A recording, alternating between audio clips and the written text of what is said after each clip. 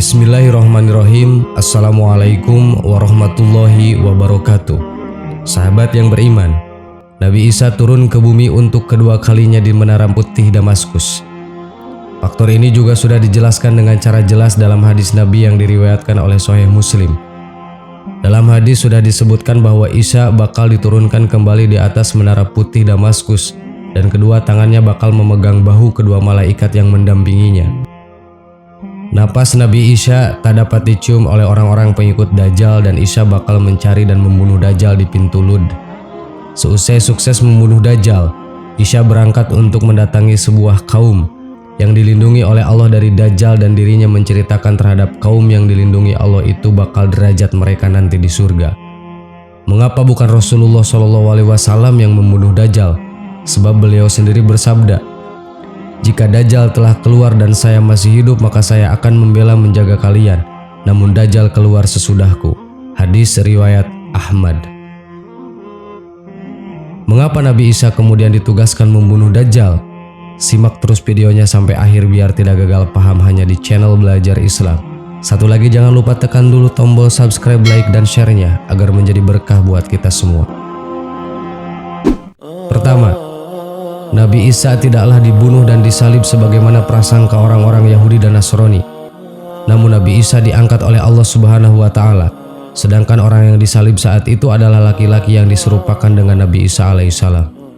Wa kulluhum inna qatalnal masiha Isa ibn Maryam wa Rasulullah wa ma qataluhu wa ma salabuhu walakinna syabbaha lahum. Dan karena ucapan mereka orang-orang Yahudi, sesungguhnya kami telah membunuh Al-Masih Isa putra Maryam Rasul Allah, padahal mereka tidak membunuhnya dan tidak pula menyalibnya, tetapi yang mereka bunuh ialah orang yang diserupakan dengan Isa bagi mereka. Quran Surat An-Nisa ayat 157. Diturunkannya Nabi Isa di akhir zaman akan menjadi bukti kebenaran firman Allah dan menjungkir balikan keyakinan orang-orang Nasrani. Kedua, ketika peristiwa kiamat terjadi, Romawi atau Nasrani adalah bangsa mayoritas. Allah hendak menunjukkan kedustaan dan kepalsuan apa yang mereka adakan atas nama Allah terhadap Isa bin Maryam yang mereka nyatakan sebagai penebus dosa dan anak Allah. Selain itu, Nabi Isa juga akan mematahkan salib dan membunuh babi. Salib yang selama ini menjadi simbol kemusyrikan kaum Nasrani dan babi yang selama ini dianggap halal oleh mereka. Rasulullah SAW bersabda, "Tidak ada nabi yang hidup di antara masaku dan Isa. Sungguh, kelak ia akan turun. Jika kalian melihatnya, maka kenalilah, ia adalah seorang laki-laki yang sedang, tidak tinggi dan tidak terlalu pendek, berkulit merah keputih-putihan. Beliau memakai di antara dua kain berwarna sedikit kuning, seakan rambut kepala beliau menetes meski tidak basah. Beliau akan memerangi manusia hingga mereka masuk ke dalam Islam. Beliau akan menghancurkan salib, membunuh babi, dan menghapus jizyah." Hadis riwayat Abu Daud. Ketiga, Allah hendak menunjukkan kepada orang-orang yang mengada-ngadakan agama dan keyakinan Trinitas bahwa hanya Islamlah yang diridhoi Allah Subhanahu wa Ta'ala, sehingga Allah menurunkan nabi yang mereka anggap Tuhan untuk memperkuat bahwa hanya Islamlah agama yang benar, sebagaimana hadis tadi. Sahabat yang beriman, itulah alasannya kenapa Nabi Isa yang diperintahkan untuk membunuh Dajjal dan bukan Nabi Muhammad SAW. Allahu a'lam. Assalamualaikum warahmatullahi wabarakatuh.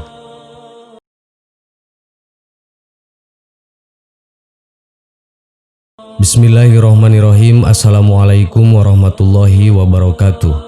Sahabat yang beriman, Nabi Ibrahim alaihissalam merupakan seorang nabi dan rasul dalam agama Islam. Dalam agama Nasrani dan Yahudi juga meyakini kenabian dan kerasulan beliau.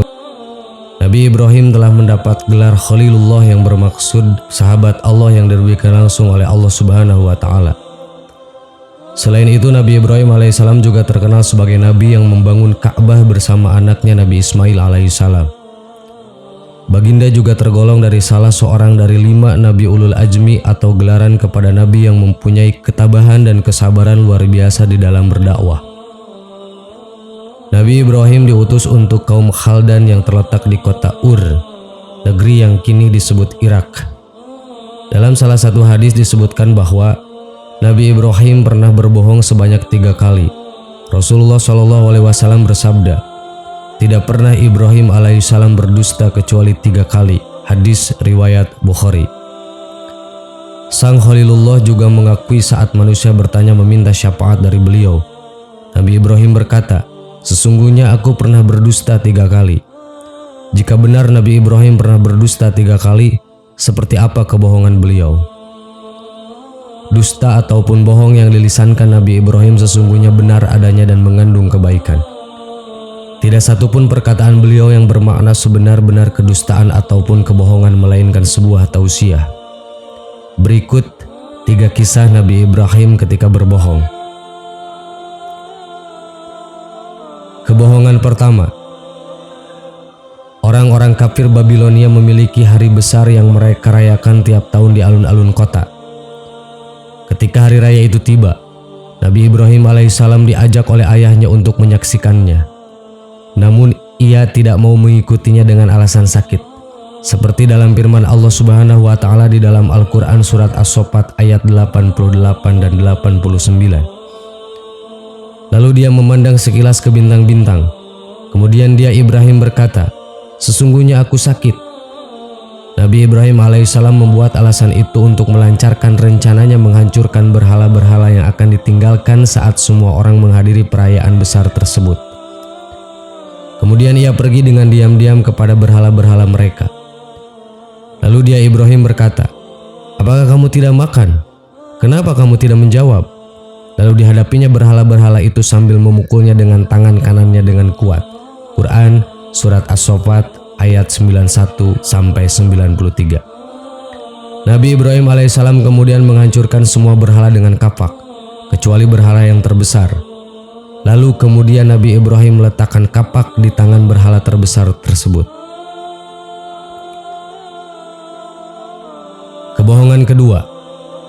Setelah Nabi Ibrahim alaihissalam menghancurkan semua berhala, kecuali yang terbesar, dan meletakkan kapak di tangan kanan berhala terbesar itu, masyarakat yang baru kembali dari perayaan kaget melihat sesembahan mereka hancur. Mereka berkata, "Siapakah yang melakukan perbuatan ini terhadap Tuhan-Tuhan kami? Sungguh dia termasuk orang-orang yang zalim." Surat Al-Anbiya ayat 59. Kemudian di antara mereka ada yang berkata, "Kami mendengar ada seorang pemuda yang mencela berhala-berhala itu, namanya Ibrahim."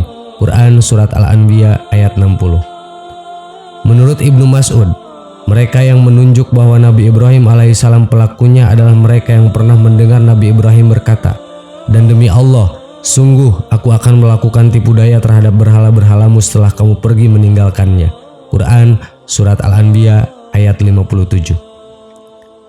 Nabi Ibrahim alaihissalam kemudian dibawa dan disidang.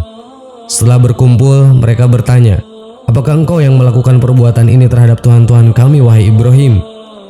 Dia Ibrahim menjawab, "Sebenarnya patung besar itu yang melakukannya." Quran surat Al-Anbiya ayat 62-63.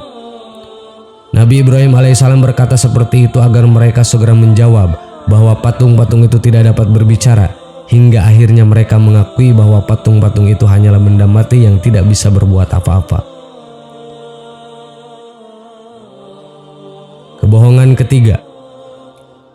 Pada suatu hari Nabi Ibrahim alaihissalam bersama istrinya Syarah datang ke suatu tempat yang dikuasai seorang Fir'aun zalim untuk menetap sementara di sana. Fir'aun itu diberitahu oleh ajudannya bahwa ada seorang lelaki yang tinggal bersama wanita yang sangat cantik jelita. Fir'aun tersebut mengutus utusannya untuk menemui Ibrahim. Sang utusan bertanya, "Siapakah wanita yang tinggal bersamamu?" Nabi Ibrahim alaihissalam menjawab, "Dia adalah adikku."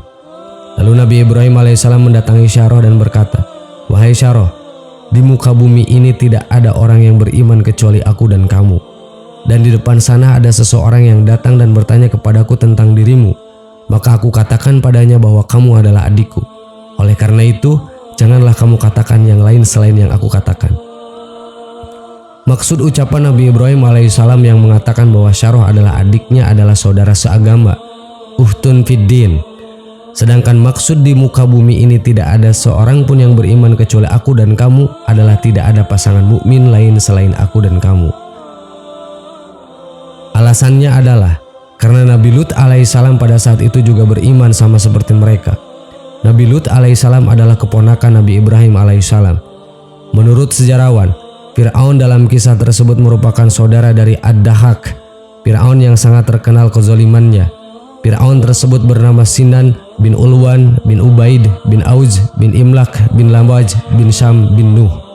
Sedang riwayat Ibnu Hisham dalam kitab At-Tizan menyebutkan Fir'aun tersebut adalah Amru bin Umrul Qais bin Mailefon bin Syaba. Sahabat yang beriman, itulah 3 kebohongan yang dilakukan oleh Nabi Ibrahim alaihissalam, dan kebohongan itu adalah kebohongan yang dibenarkan oleh Allah Subhanahu wa taala karena mengandung kebaikan dan tausiah. Wallahu a'lam. Wassalamualaikum warahmatullahi wabarakatuh.